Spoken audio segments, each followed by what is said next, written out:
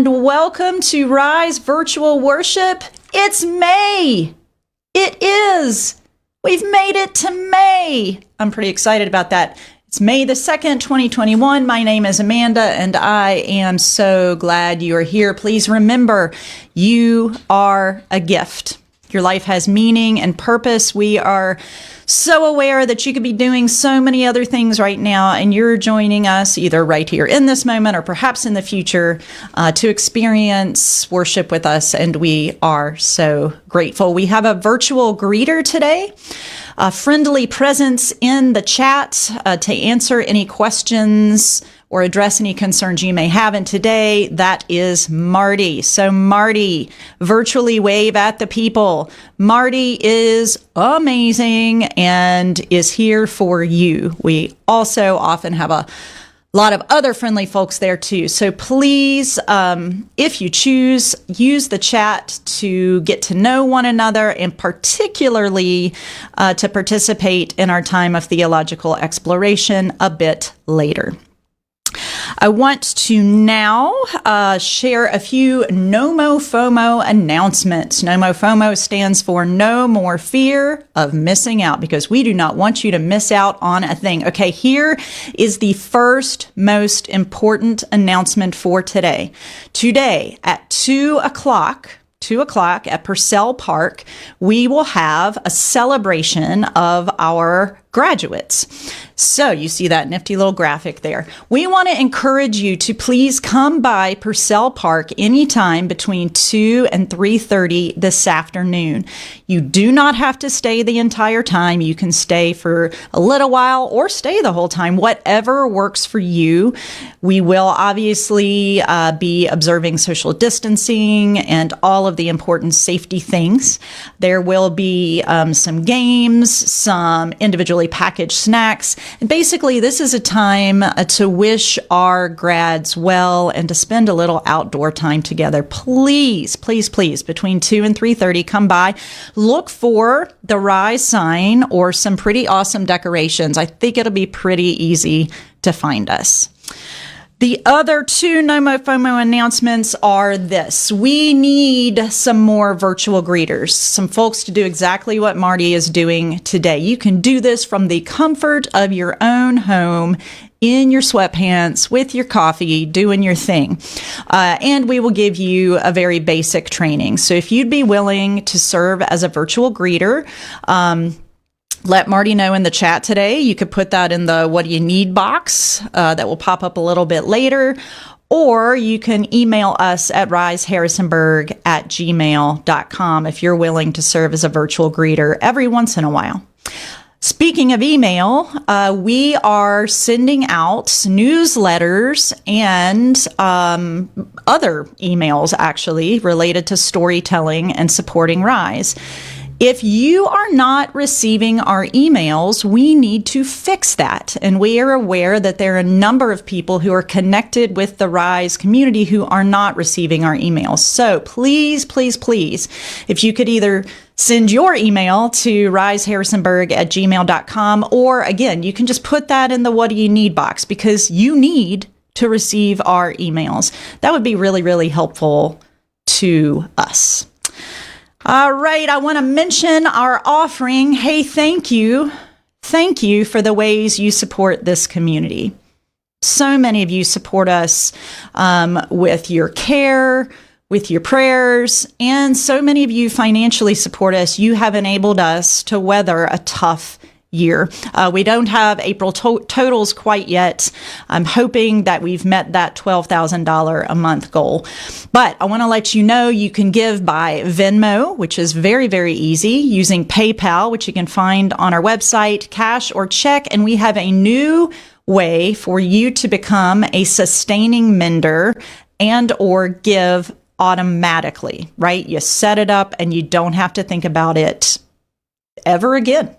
And that's using a system called Vanco. So the amazing Corey Schaefer has produced a video to help you understand Vanco just a little bit more. So here's Corey.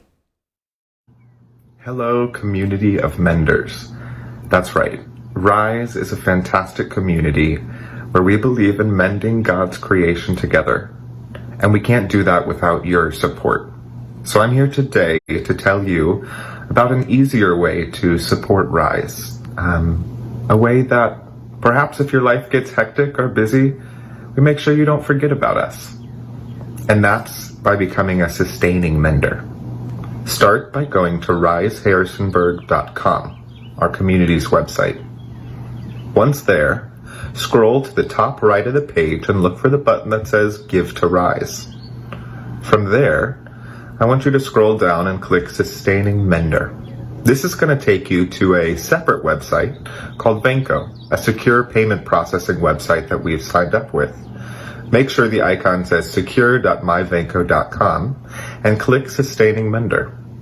From there, you can enter any amount, choose a frequency, whether it be weekly, bi-weekly, monthly, and then decide when you'd like to start giving.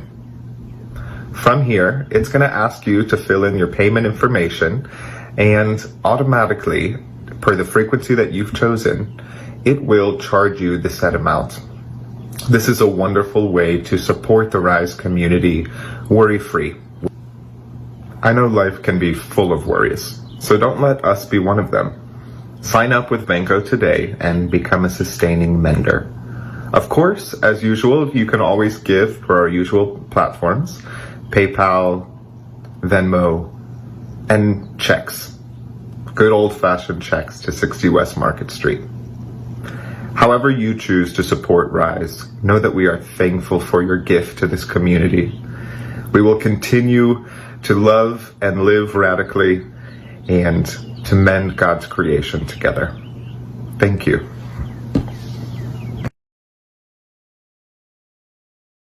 Thank you so much, Corey. If you have any questions about using that system or giving to Rise, please let us know. We want to help you. We also want to know what you need. So you're going to see a magical box pop up, and you can type in that box what you may need. We had a request a few weeks ago for boxes because someone was moving. That's the kind of thing we're looking for, and we were able to provide that. You may have spiritual or emotional or mental health needs, and we want to be a part of helping meet those needs. This also helps us know how to support you in prayer in a more specific way, which is really helpful to us. So please use the box. I want you to know that what you type in the box is held in confidence and as a sacred trust. That box should be there for most of the service. Let us know what you need. Today is a special Sunday for many reasons, but particularly for this reason. Today we are celebrating our graduates all day long, today at 2 o'clock, but also in our service today, because we are so incredibly proud of our beloved ones who are connected with the Rise Network and Rise U, of course, who are going forth to change the world in a variety of ways. So here is a short video to celebrate at least some of our graduates. I hope you will enjoy.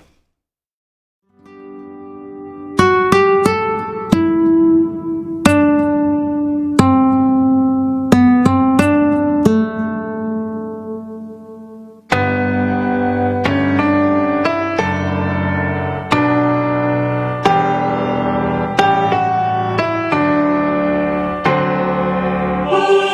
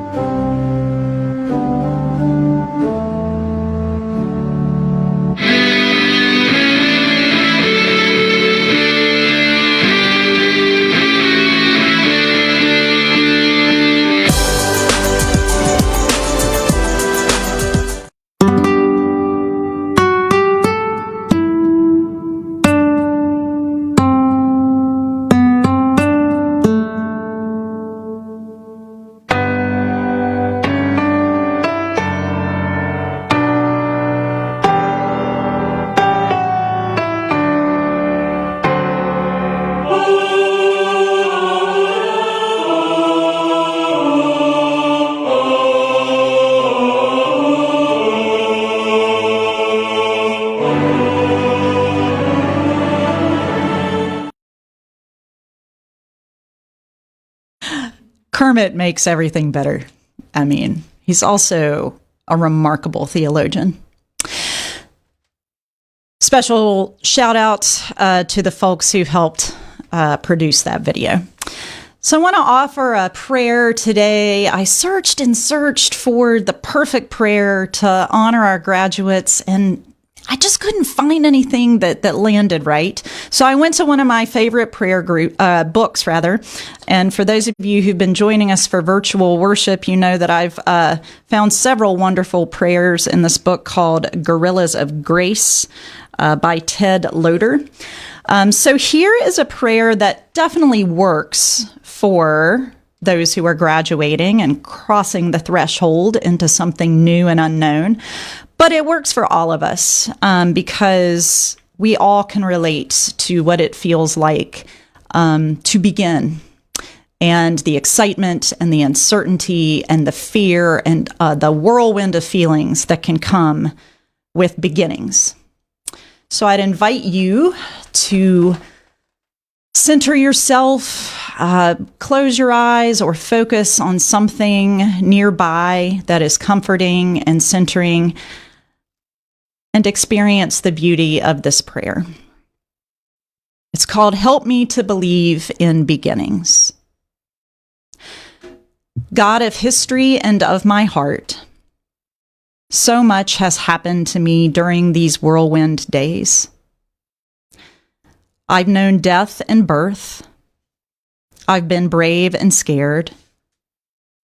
I've hurt. I've helped. I've been honest. I've lied. I've destroyed. I've created. I've been with people. I've been lonely. I've been loyal. I've betrayed. I've decided. I've waffled. I've laughed, and I've cried.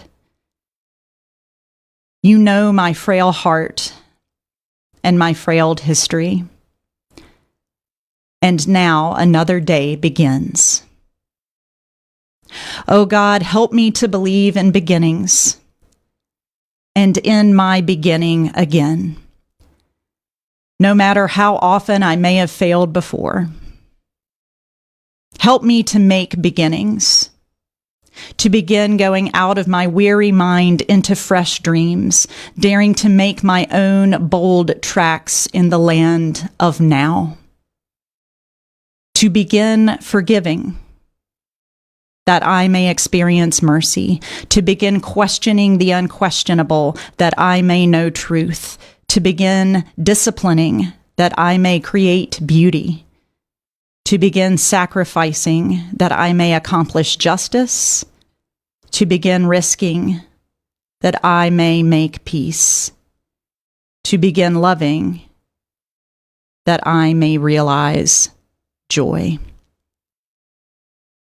Help me to be a beginning for others, to be a singer to the songless, a storyteller to the aimless, a befriender of the friendless, to become a beginning of hope for the despairing, of assurance for the doubting, of reconciliation for the divided, to become a beginning of freedom for the oppressed, of comfort for the sorrowing, of friendship for the forgotten, to become a beginning of beauty for the forlorn, of sweetness for the soured, of gentleness for the angry, of wholeness for the broken, of peace for the frightened and violent of the earth.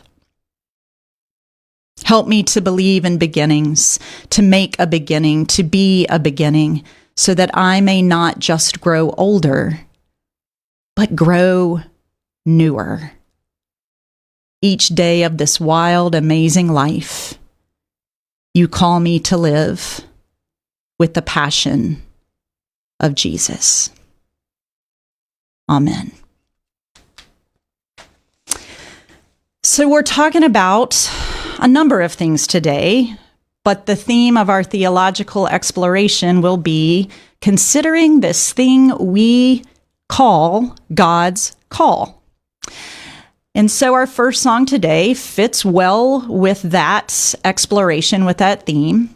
This is Called Me Higher, and it is played by Amy Martin. So, Amy, take it away.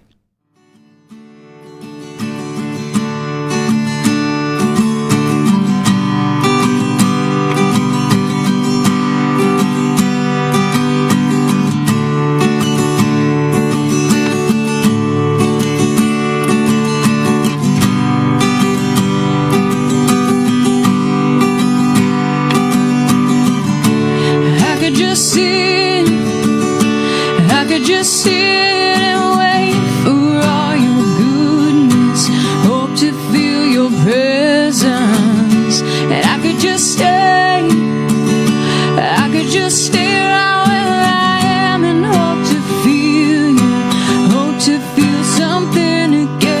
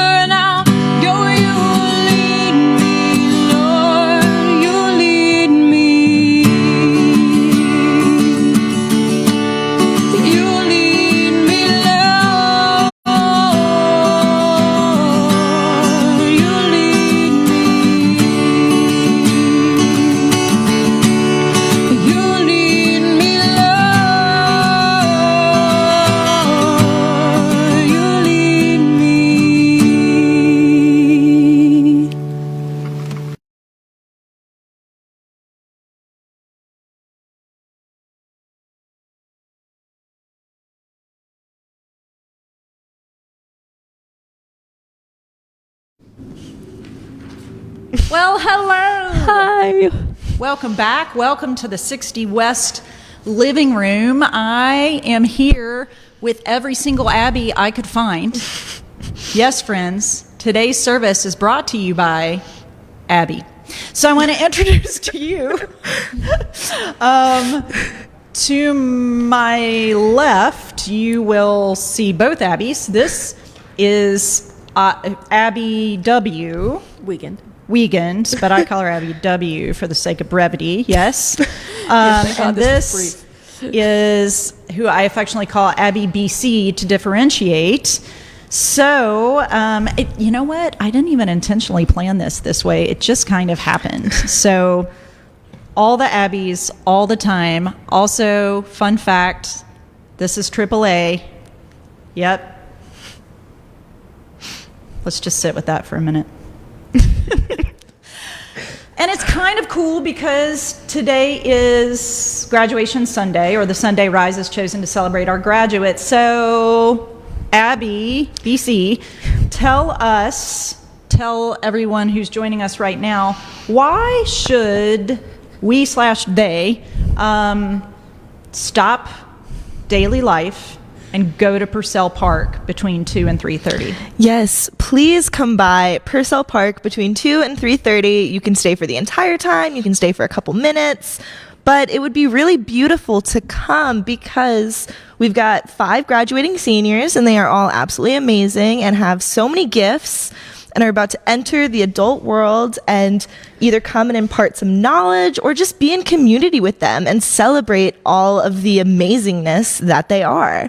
Plus, there will be food and yard games, and what's better than that on a beautiful Sunday afternoon? Yeah. And again, there's no expectation. You stay the entire time. Come by, wave, celebrate. Yeah. All right. So we have a real live almost graduate here. Abby, tell us where life is taking you in just a few weeks. So I'm moving to Taiwan to teach English, and they actually hired me because I'm a music teacher, and they're trying to make the program more co-curricular, more like relevant to life, so not just like learning grammar and stuff, but just learning how to engage with life, and that's really exciting. It's a British company, but I'm going to be living in Taipei, and I'm leaving at the end of June for Taiwan. I'm leaving Harrisonburg in the middle of May, but I'm leaving for Taiwan at the end of June, and I'll be there at least a year, and probably longer. I've been thinking about this for the better part of 3 years. Yeah. So it has now happened. So exciting! Oh, I love it. So I feel incredibly fortunate to have you here for one final Sunday. Abby W. came to us as a little baby freshman. It was so small. And wow, it's just surreal, but amazing. And cannot wait to see where life takes you and to hear about your adventures in Taiwan. Absolutely. That's right. Okay, so let's segue now to our time of theological exploration. And today, so you saw our series logo. This Easter series is called Now What? Oh, there it is. What to do when you don't know what to do. And it's a great question, and I think it's a question that many of us are asking right now as the world opens back up slowly in kind of not a linear fashion necessarily. We're trying to figure out, what does life look like now? Who are we called to be? What are we supposed to do now? So today we're exploring that question and using the lens of Exodus 3, 1 through 15. And many of you have probably heard this story in some shape, form, or fashion. It may have been was that a Disney movie? Yes. Wait, was it Prince Egypt? of Egypt? Okay, yeah. Prince of Egypt, right? The scenes in there. It's one of those Bible stories that many people have heard in some shape, form, or fashion, or this may be the first time you're hearing it, which is awesome too. But I want to set it up before we read it. So Moses is an incredibly gloriously complex character. And he was born to Hebrew parents who, in order to save his life, placed him in a basket in a river and trusted that that would be the best thing for him. Just so happens that Pharaoh, king / Egyptian god, Pharaoh's daughters found him. Yeah. The palace, high-ranking people in the palace found him. And he grew up in the Egyptian monarchy, Let's say that. Long story short, he ends up murdering an Egyptian guard and runs out of anger and runs for his life and goes basically undercover, goes off the radar for a while. And this story picks up when he's been working as a shepherd, just kind of doing his shepherd thing. And he finds himself at the base of Mount Horeb. Other places you will find this described as Mount Sinai, but it is a holy mountain. And so he's there just doing life, thinking nobody's watching him or even really knows he exists at this point. And then this happens. Take it away. Moses was taking care of the flock for his father-in-law Jethro, Midian's priest. He led his flock out to the edge of the desert, and he came to God's mountain called Horeb. The Lord's messenger appeared to him in a flame of fire in the middle of a bush. Moses saw that the bush was in flames, but it didn't burn. Then Moses said to himself, "Let me check out this amazing sight and find out why the bush isn't burning." When the Lord saw that he was coming to look, God called to him out of the bush, "Moses! Moses!" Moses said, "I'm here." Then the Lord said, "Don't come any closer. Take off your sandals, because you are standing on holy ground." He continued, "I am the God of your father, Abraham's God, Isaac's God, and Jacob's God." Moses hid his face because he was afraid to look at him. Then the Lord said, "I've clearly seen my people oppressed in Egypt. I've heard their cry of injustice because of their slave masters. I know about their pain.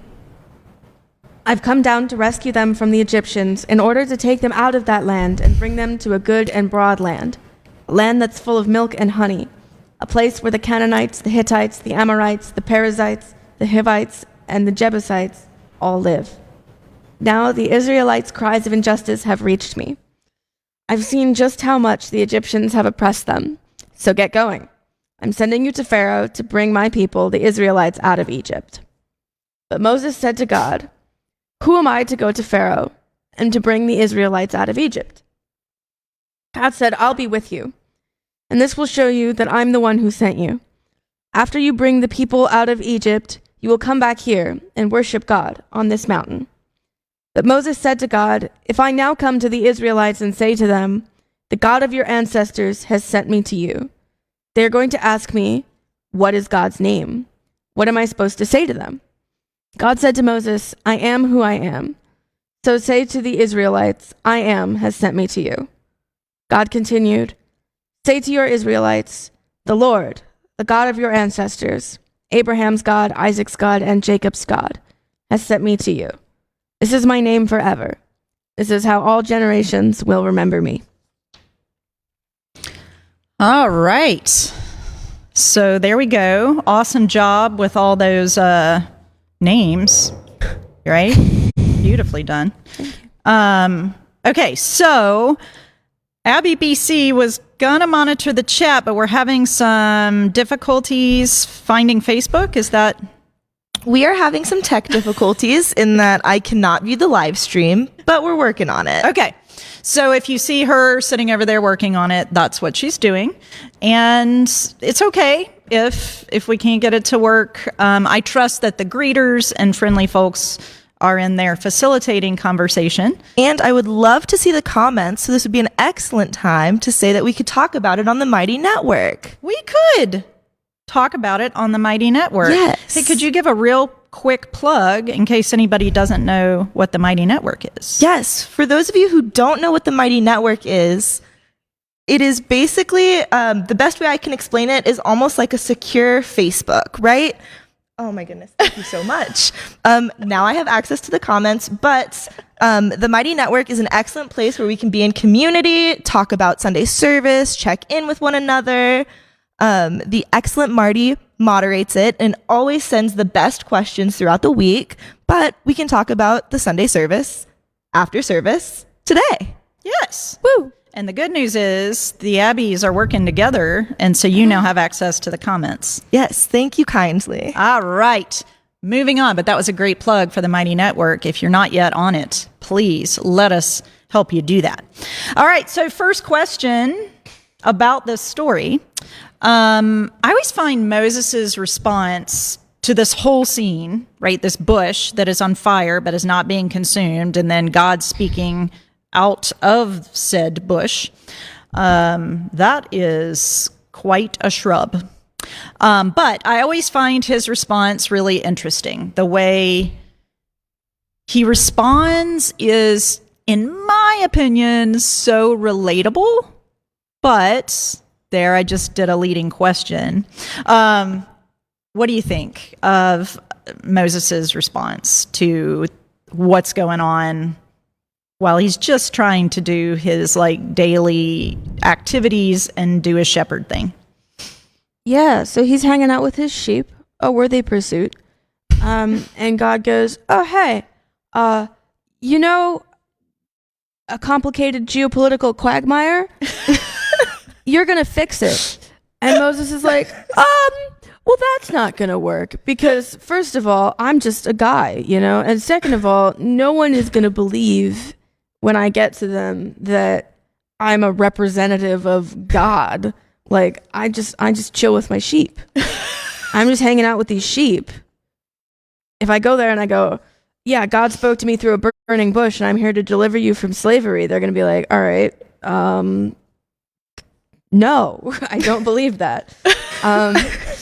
So, yeah, I think that's really relatable, just being like, no, I don't think I can be trusted with this level of responsibility. That was amazing. Wow. This story just got 10 times better. Complicated geopolitical quagmire. Yes. Fix it. It needs to be fixed.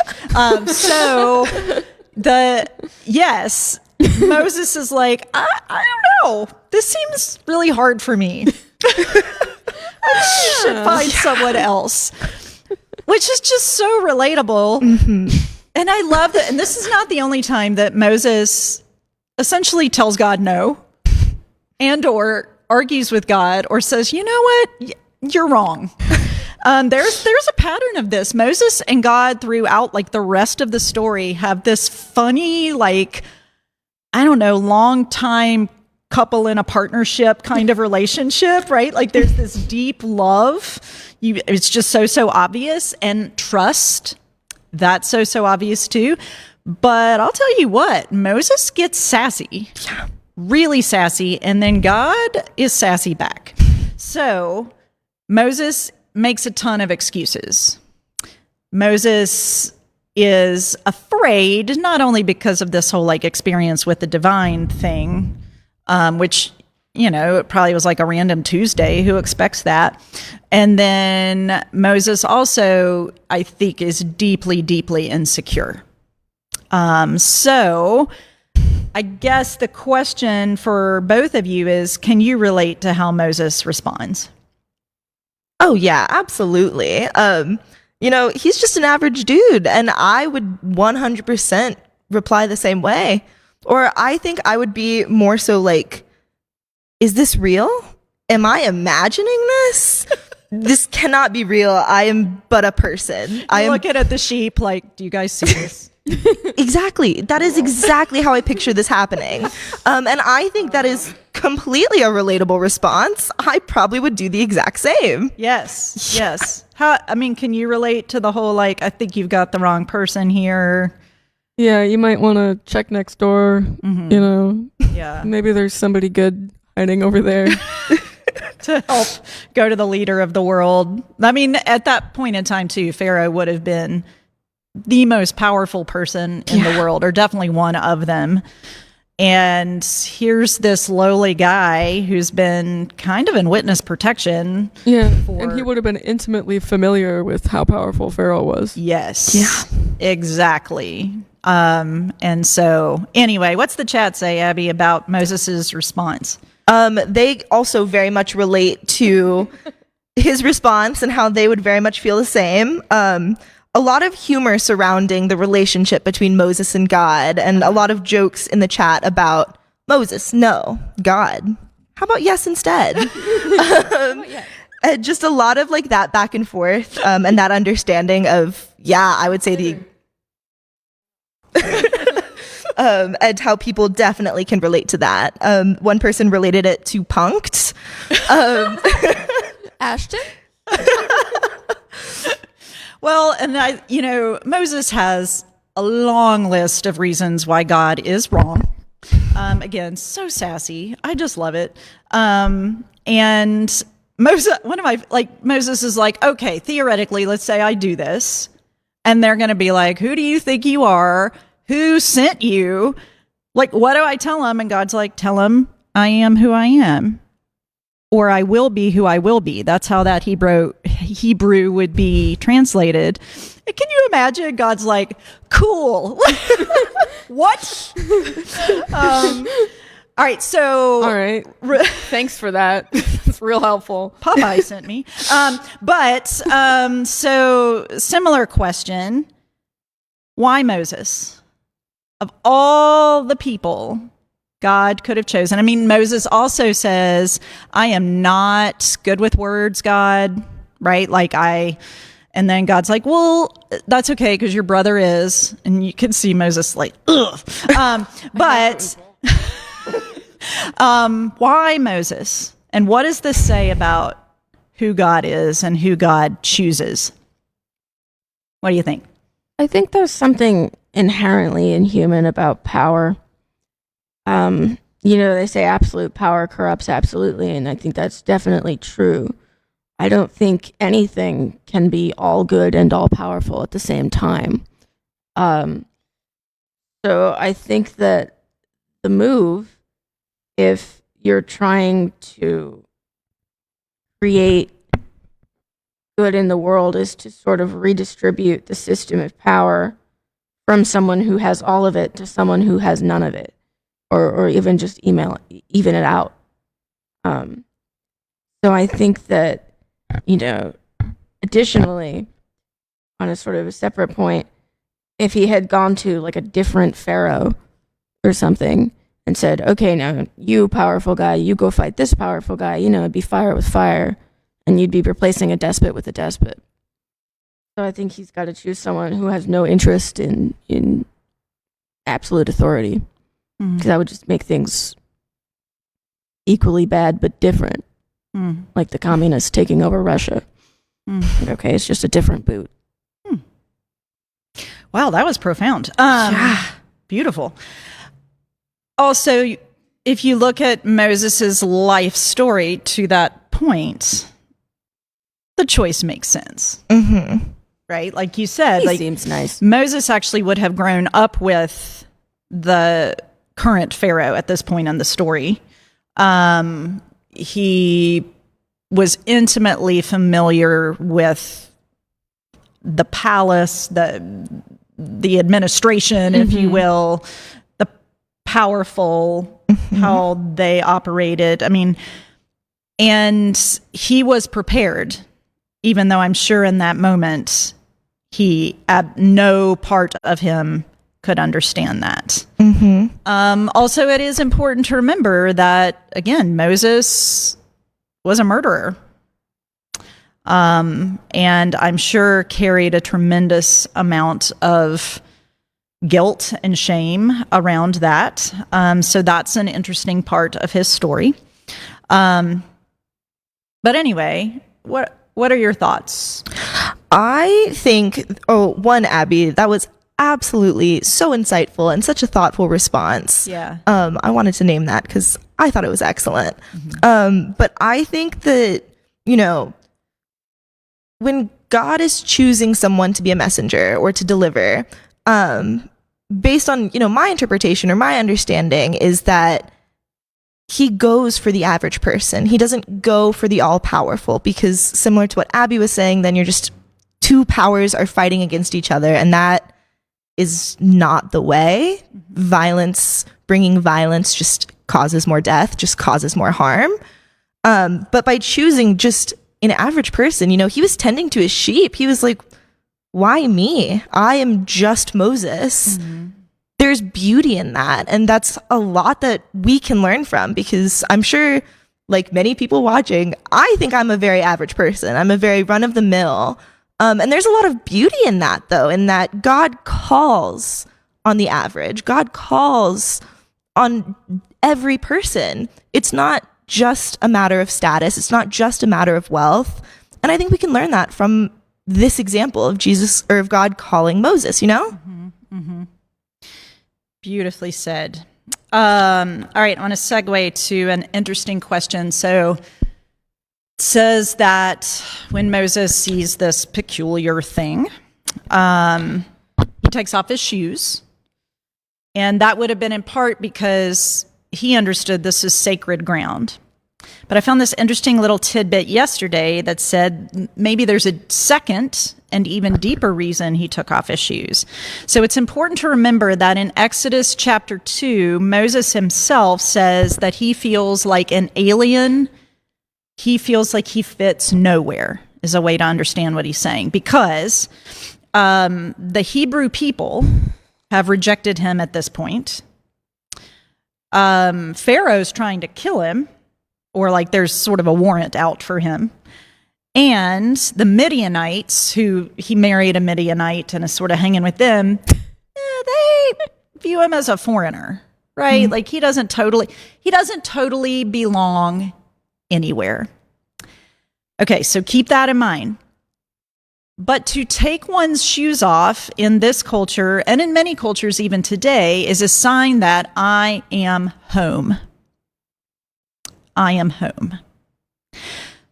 So let's think for a minute about what it means for Moses to remove his shoes in this particular space.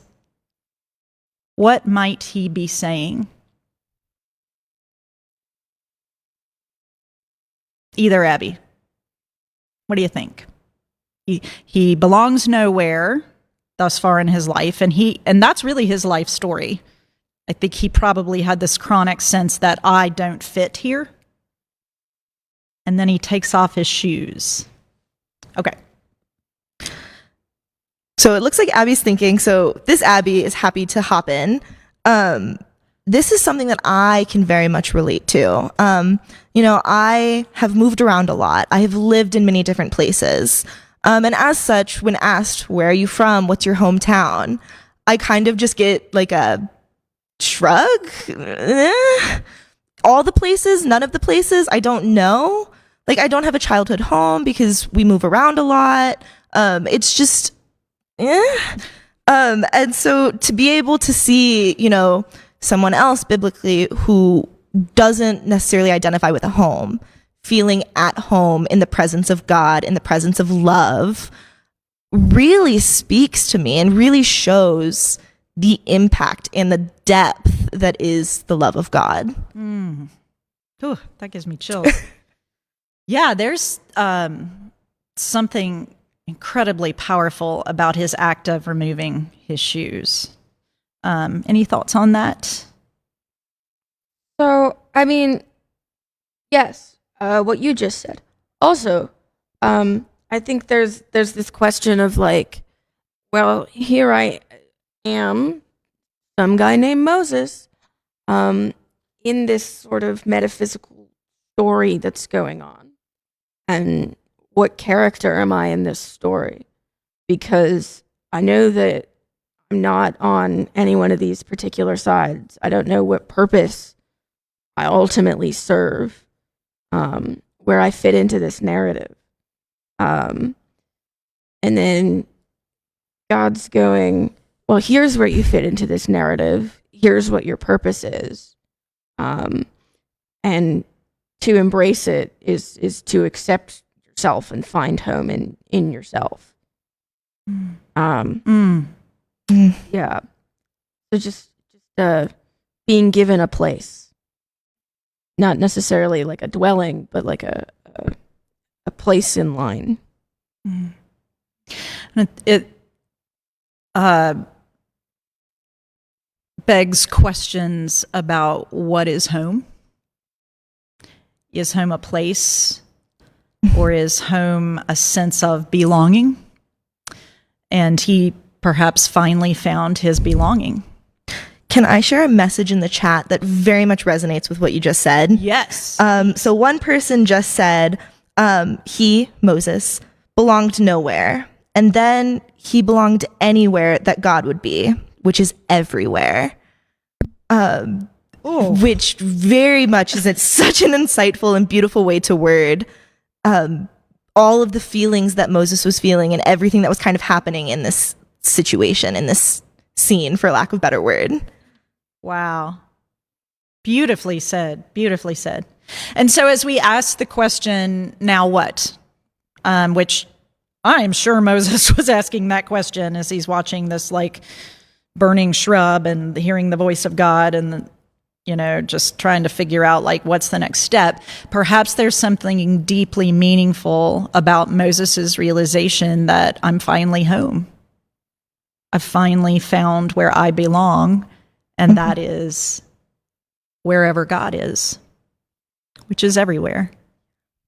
And, I'm not going to say that was an instantaneous change in Moses. It's clear. It took him a while to fully Internalize. Internalize, yes, and fully claim that sense of home and belonging and identity. But what a powerful beginning. So perhaps there's something about that now what question and having a sense of where we belong, of home. All right. Watching the time here. One final question. I want to tie this into graduation Sunday. And this is obviously a classic story about call, which is really, really appropriate for people who are graduating and discerning now what. Worked indescribably hard for the last however many years, and what's my next step? What's the step after that? So here's a question. What do you think Moses might say to a graduate? Well, there have been many times in my life when I've felt that I was not ready, or I felt that I was not the person that I needed to be. For example, when I went to college, I remember thinking, oh no, I'm not ready for this. But I think that what I've learned is that you will become the person that you need to be to get through what you need to get through. The person that I was 4 years ago could not have gone through, the college experience that I had. But that person grew and adapted and became this person. So even if you don't have the tools that you need now, you will get them, figure them out. You'll become that new person that you need to become. I love it. So you may feel woefully unprepared, And you just are. like Moses, and you are. But it's okay. Because God's presence is with us, whether we feel it or not, whether we realize it or not. There's something you will become prepared. Yeah. How about you? Yes, I definitely, to piggyback off of this, Abby, there's a lot that we can see from, and this could be an oversimplification, right? But Moses was in a very transitional period, right? He could have said, nope, thanks for the offer, but I'm a dip, and turned his back and ran away. Or he could have dove into this new life, this new chance, this new thing. And that's very similar to college students. I tend to say when you're in college, you're an adult light, right? You're over 18, so you are an adult, but you don't know anything in college. You are still learning and figuring out what it means to be an adult. So it's a huge transition to go from college to the actual adult world. You are transitioning from adult light to adult premium. I think one of the biggest mistakes you can make is assuming that you know things. Yes. Like, I think it's probably a good idea to continue thinking of yourself for a while. But, you know, Moses probably felt like he was in that adult light, for lack of a better term. He probably did not feel qualified to discern this call from God, yet he did. He dove headfirst. And that's something that I think he would impart into college students or college graduates. You know, you might not feel called yet. You might not feel ready yet, but you are. You are. You have been equipped. You have learned. You have grown. Yeah. Now it's time to dive headfirst and follow your discernment, whether it's religious or if it's going to Taiwan to teach English. Dive in headfirst and go all in. Something I'm doing. Or solving a geopolitical quagmire. Right. Exactly.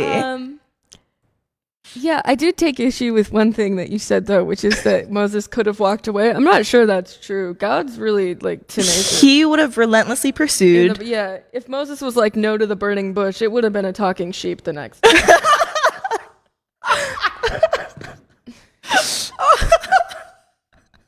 I think we should land it there because that image just.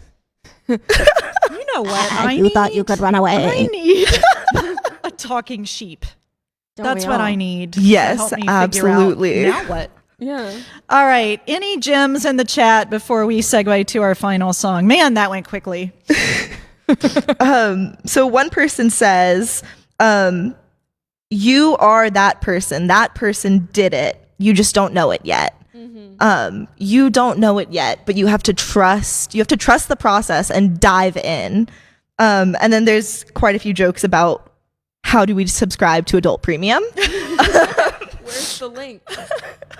We're working on it. Where's the link?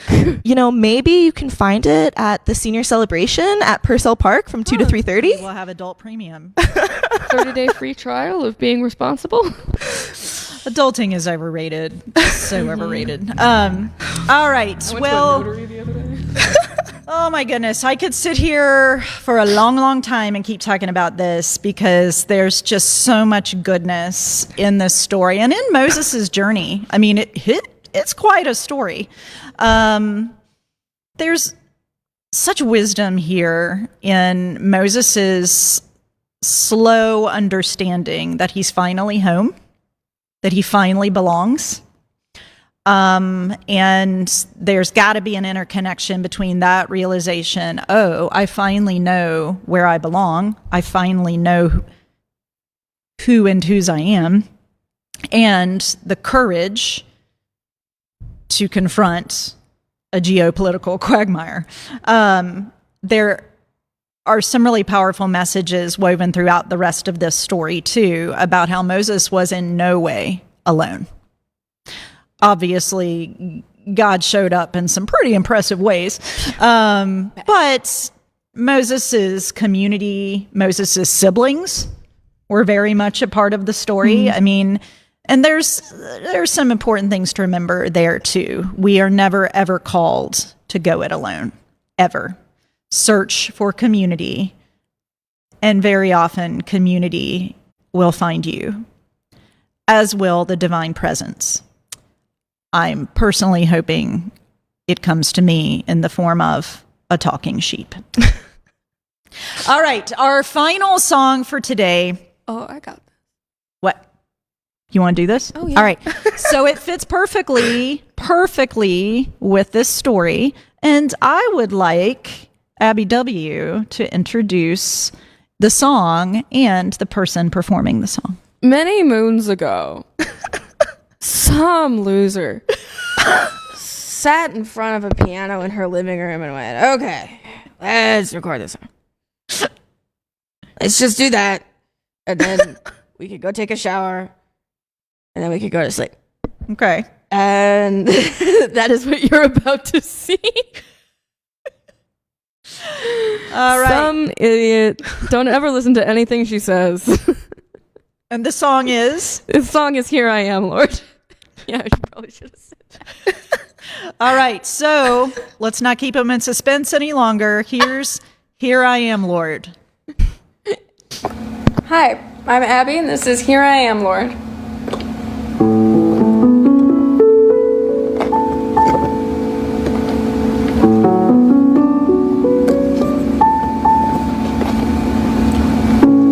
I, the Lord of sea and sky, I have heard my people cry, all who dwell in dark and sin, my hand will save. I who made the stars of night, I will make the darkness bright. Who will bear my light to them? Whom shall I send? Here I am, Lord. Is it I, Lord? I have heard you calling in the night.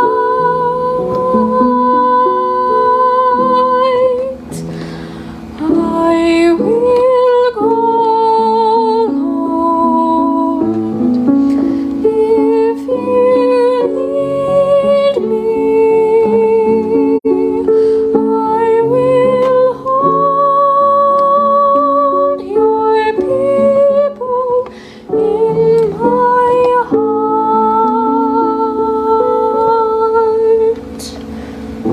I, the Lord of snow and rain, I have borne my people's pain.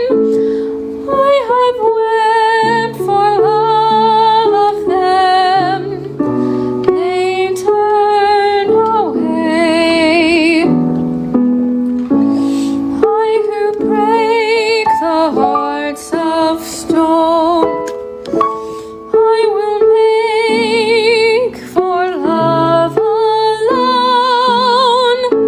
I will speak my word to them. Whom shall I send? Here I am, Lord.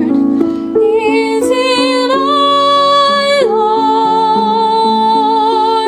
I have heard you calling in the night. I will go, Lord, if you lead me. I will hold your people in my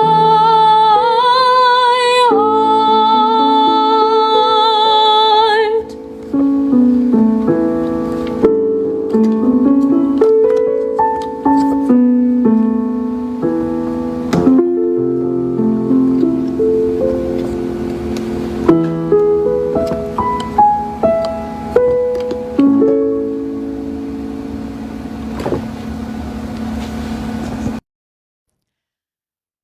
Wonderfully done.